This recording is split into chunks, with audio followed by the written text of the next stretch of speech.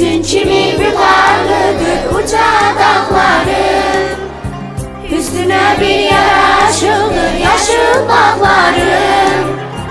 Bizimle bir başlamıştı güzel çağların.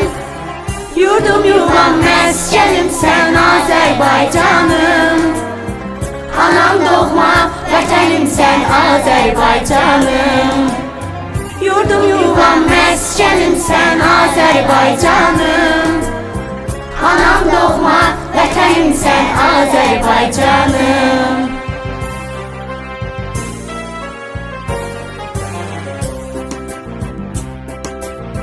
Ey bilir ki tükenmeyen servetin vardır.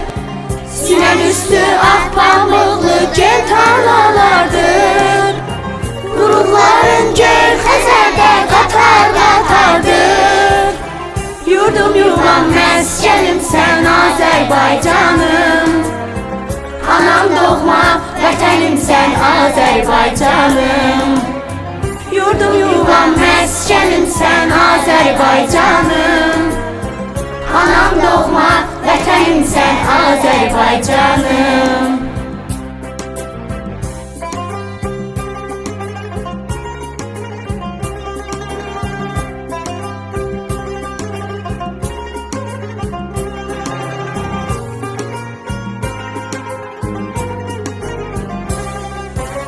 Yurdum yuvam meskenim sen Azerbaycanım.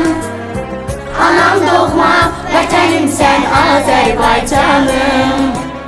Yurdum yuvam meskenim sen Azerbaycanım. Anam doğma vətənim sen Azerbaycanım.